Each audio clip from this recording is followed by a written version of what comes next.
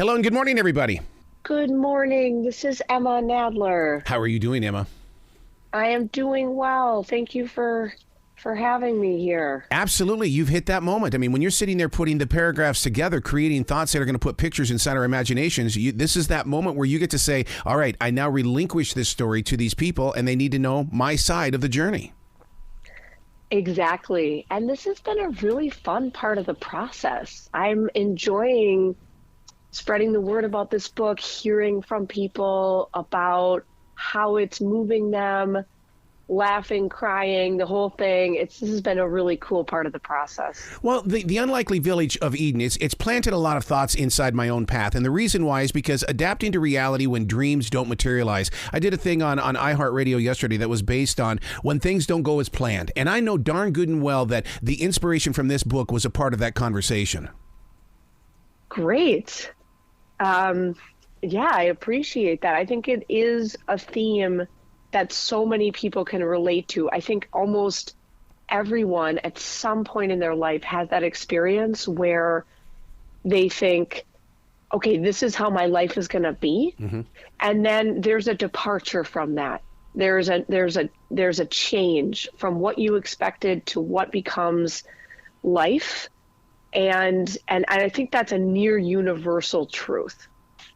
And isn't it odd that we change so often? Most people say, I don't like change. My wife and I are going through what's called the Swedish death cleaning. And when we throw things away, I'm going, you mean to tell me I once had this? Oh, my God. Why did I even take that walk? I love a good house cleaning. I actually really support you on this. And to the point where my husband is like, anytime we're missing something, he's like, did you give that away? Yeah. Because I love to do that organizing and cleansing and get it out. But sometimes you can overdo that too. So be careful. Like, don't throw away heirlooms, for example. Yeah. Like, you gotta pace yourself is what I would recommend. Absolutely. Now, to put this story together, to put this book out here for us, what was the journey like? Because I'm always interested in where the seed was first planted. Like my last book came to me while I was walking through a mall, and it's like, why a mall? And so where did it start for you? That is cool to hear that origin story. That's the first time I've heard that from someone, by the way. Like, who knew malls were inspiration, but anything can be inspiration. Mm-hmm. And I wrote this book, The Unlikely Village of Eden, because when I got my daughter's diagnosis, and my daughter was diagnosed with a rare genetic deletion that impacted all of her functioning. She unfortunately lives on a feeding tube. Mm-hmm. She has developmental delays and severe autism. And so when I got her diagnosis, and when we got it, we had no idea how it would play out because her genetic difference is so rare that there wasn't a roadmap for her.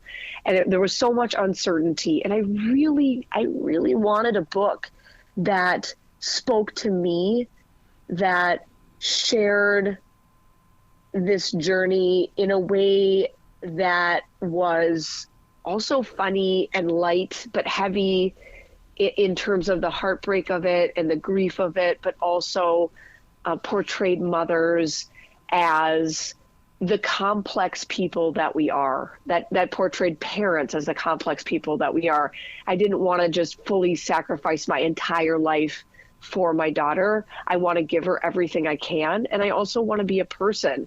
And I wanted to see that reflected. I hadn't seen that yet before. Yeah. See, and that's the kind of story that even my sister would be pulled to in the way that, because she was a caretaker of my father, my mother, and my brother, and she needed to hear stories like this because it makes them feel like, okay, I'm not alone. I get to be with somebody, and I don't have to physically go have a conversation with anybody because that conversation is right here in this book. Exactly. And I love reading memoir because, and I've devoured so many of them because it can help you feel less alone. It can be almost like a little support group. Mm-hmm. And for caregivers especially, and there are 53 million caregivers in the United States right now, but we can feel so alone and so isolated because so much of our work is not seen. We're tucked away in homes or other care centers. We don't get to be seen for what we're doing. So, and we also have to spend a lot of time with the person we're caring for, which takes us away from other people, other activities, other parts that can help lift us up. So it can be such a lonely enterprise to be a caregiver. And I agree. I mean, books have helped me so much through this process. So I do hope I can pass that along to others who might be feeling really isolated right now. That humorous edge, I love that, because what happens is it shows your human side, because there are things that people don't see that make us laugh. And then when you choose to share it with us, oh my God, it's like light. Yeah, it really helps, I think, to keep that lightness there and just to bring it with the heavy, because I think even if you're not a caregiver, there's a lot of heaviness in life, right? We've all been through a pandemic. We've all seen something we probably never thought we would see before. Yeah. Maybe we're seeing the effects of that on our children, on our older parents, whatever it is, on ourselves. We have come through a lot of intensity. And so I think that we need to also bring joy and laughter and music, and I would say dance parties, I would recommend, whatever we can do to also hold all of it. I'm a real big fan of holding the heartache and being real about what's hard, but also having a good time, because I think when we go one way or the other, we're not acknowledging the full spectrum of human experience. Yeah, but it's really, really tough right now, Emma, is this thing called ghosting. When you want to reach out there and help somebody, and I mean, you're giving your heart, you're giving it all, your all, and all of a sudden, you're blocked on a smartphone. You're blocked in your email, and it's like, you can't block me out. Yeah. I mean, I think ghosting is a very difficult thing to contend with, because in a way it is a form of loss without closure. And that's part of, and Dr. Pauline Boss, who's a researcher and educator who worked with the University of Minnesota, coined this term ambiguous loss. It's a loss without closure or some form of clarity. And in a way, ghosting is a form of that, where you don't know what happened, you don't know why, you don't get that information. So yeah, that is a very, very hard thing to confront. So in the unlikely village of Eden, when you go through personal challenges and changes that, that basically you could not have laid out for yourself, it comes from out of nowhere. Where is your Eden? Where is it in your moment of now? Where do you find your solitude and basically, your reality of being mindful? That's a great question. I find the most relief and joy through my relationships with other people. Yeah. I find the most comfort in connection, in not being alone in it, in friendships, in my neighbors. And the reason I put the title as The Unlikely Village of Eden is because, I found people through this grief journey that were unexpected. My neighbor who's in her 70s is somebody in my village. My, a nurse that I connected with became our extended family. This isn't like, I have young kids, and it's not like, oh, I just found another mom who has kids the exact same ages as me. Like that doesn't always line up that way in life. Sometimes you have to find people that you didn't know would be a part of the village. And that's one of the messages I also wanted to share is, let's find connection in unexpected places. Let's look for it everywhere, because when we look for it and we reach out for it and we're willing to try and take the risk to connect, it works. People want that. Yeah. They want generally what we want, which is to connect. When you bump into people like that, I always look at it as being, we've lived this life before. It just took this long to get back. I love that. That's great. And you feel like you're with family. It's like, oh, this is what I've been missing in my life, because now I can have a place to have that conversation. I love having a conversation. People say I talk way too much, but the thing is that I think it's a survival mechanism. I also love having a conversation, and I'm really enjoying this conversation with you and what you're bringing to it. And I agree. I think that having a conversation is the way to exchange ideas and the way to understand each other and boost empathy, which is really what we need in our world right now, is to have conversations with people, not just people like us, but people who are different from us. People have different views, different religions, different demographics. What if we have a conversation? I think that's really what promotes understanding, especially when we're willing to listen. Yeah. You'll hear me a lot say, teach me. I promise you I'll do better. Just teach me. I need to know your language so that I can use it in a real conversation here. That's great. Yes.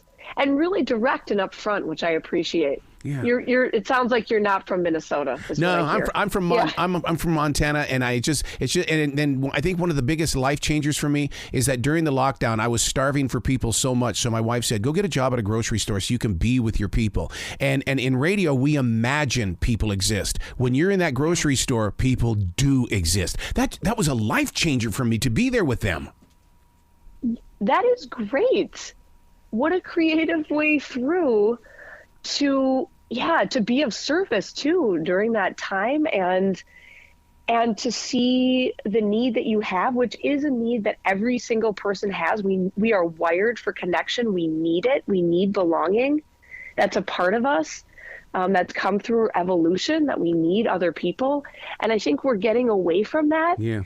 And we need to get back to it, because that we do better when we're together. Yeah.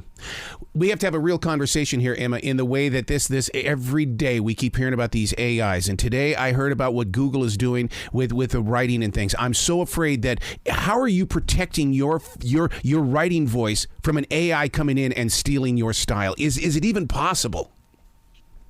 This is fascinating to me, this question. And this is the first time anyone's asked me this. So that's a great question when I've never been asked. I don't know.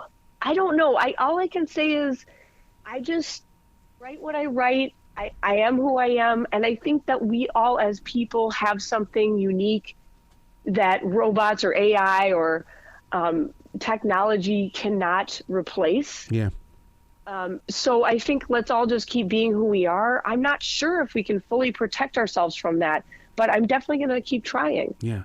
Is that maybe connected to, because I love this quote about you, and I want to grow with it, creating your own unperfect path, creating your own unperfect path or imperfect path. That blows me away, because it's like, wow, I don't have to go and try to be the best. Just be myself. Yeah, I think being ourselves is what we can do. And yeah, there's been many people who have talked about imperfection. Brene Brown has a beautiful book, The Gifts of Imperfection.